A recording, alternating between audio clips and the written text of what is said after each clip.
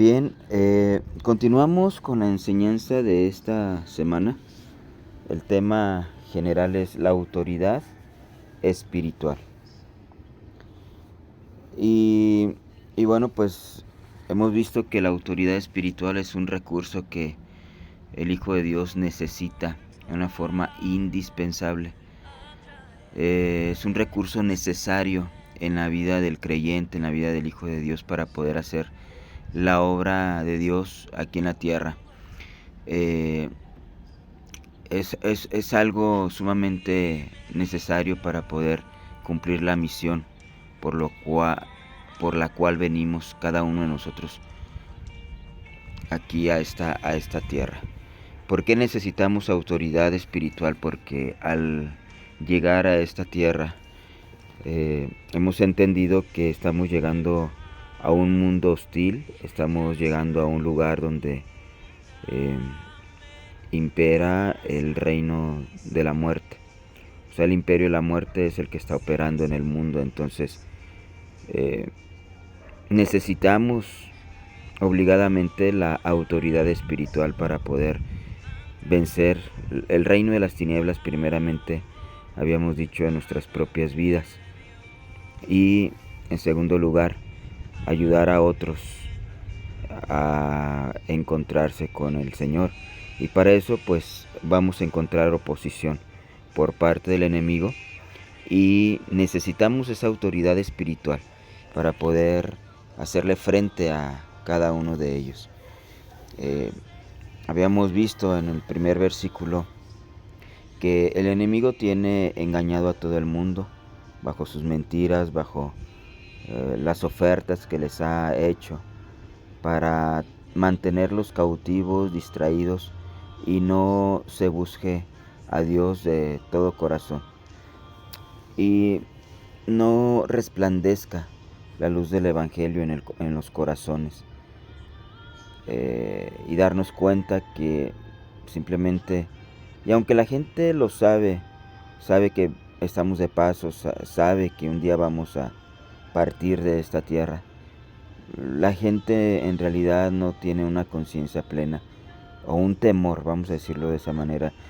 La gente no tiene un temor de su destino final y no tiene temor de Dios. Entonces es necesario que nosotros podamos cumplir con nuestra función aquí en la tierra, nuestra misión, que como conocedores de la verdad, como personas que ya hemos entendido y hemos sido rescatadas por la sangre de nuestro Señor Jesucristo y tenemos cierto entendimiento de la realidad espiritual y de la realidad de las cosas, tenemos que ser instrumentos en las manos de Dios para alcanzar a otros.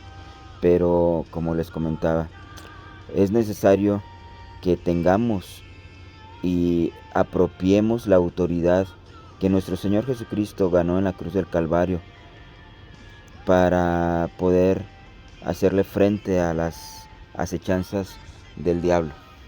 En esta ocasión pues vamos a tratar el versículo de Ezequiel 33:11, acerca del deseo de Dios hacia el pecador. En realidad el Señor no está ahí mirando quién va a pecar para inmediatamente ejecutar un juicio y llevarlo a la condenación. En realidad la palabra de Dios no nos enseña eso. Dios es un Dios misericordioso, un Dios que nos da un tiempo, y dentro de ese tiempo que nos da para arrepentirnos, Él nos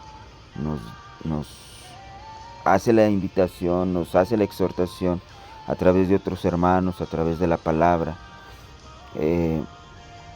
Nos impulsa a proceder a un arrepentimiento. La condenación existe, el juicio de Dios existe, pero es como que la última instancia que Dios utiliza para, pues ahora sí que ejecutar su ira, ejecutar su santidad, ¿verdad? Porque en su santidad Él aborrece completamente el pecado.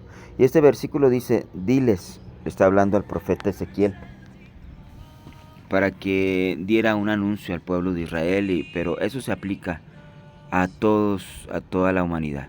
Eso se aplica en nuestro tiempo, estos mismos principios.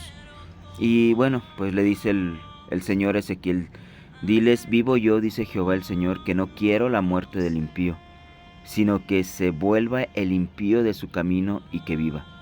Volveos, volveos, es como si estuviera rogando aquí el Señor, volveos, volveos de vuestros malos caminos. ¿Por qué moriréis, oh casa de Israel? El Señor nos da la oportunidad. Mientras tengamos vida, tenemos oportunidad de arrepentirnos. Para el Señor no es problema, por muy grandes los pecados que hayan sido en nuestras vidas en el pasado. El Señor tiene la misericordia, tiene el poder, tiene la disposición de perdonarnos y de limpiarnos, y de que a través de la sangre de su Hijo Jesucristo nos presente perfectos y limpios delante de sus ojos, porque cuando Él perdona, dice la palabra que Él arroja al fondo del mar nuestros pecados, nuestras iniquidades, y que no las va a volver a usar. Una vez que Él nos perdona, Él ya no vuelve a usar esos pecados pasados para condenarnos, sino que Él tiene misericordia de nosotros, lógico, y también espera que en ese arrepentimiento haya una conversión, que nos convirtamos y que no volvamos a cometer los mismos errores.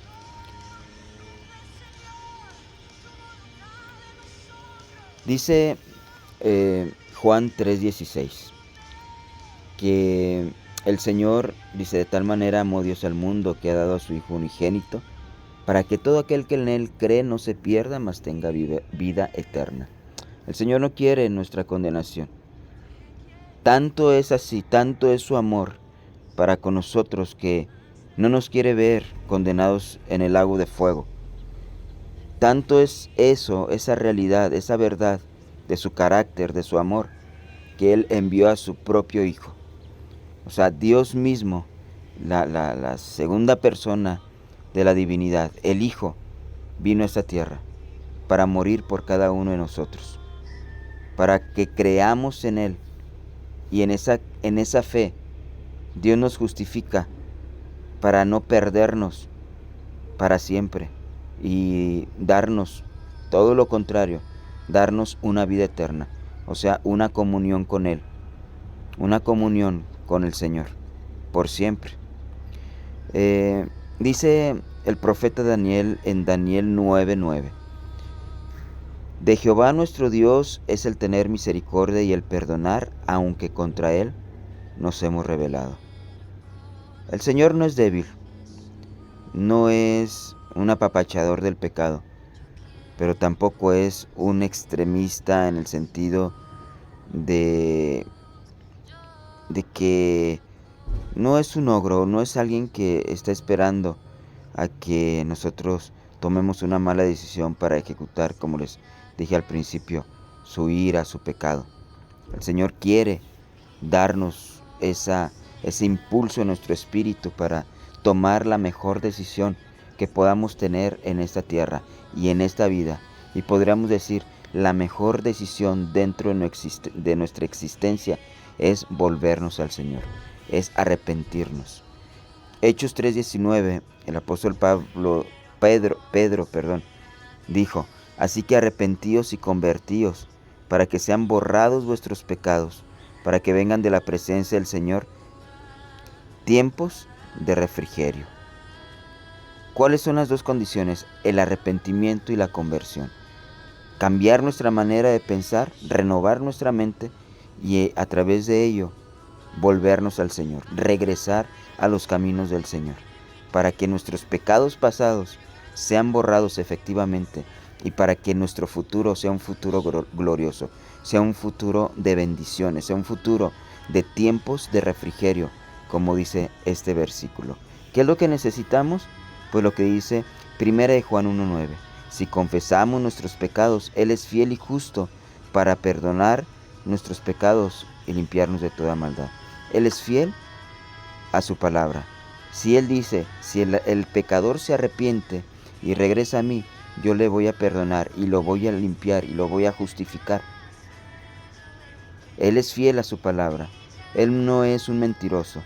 Él lo dijo y Él lo cumple. Si nosotros confesamos nuestros pecados, nos apartamos de ellos, nos arrepentimos y venimos al Señor, Él es fiel y justo para perdonarnos y limpiarnos de toda maldad y colmarnos de bendiciones el resto de nuestra vida.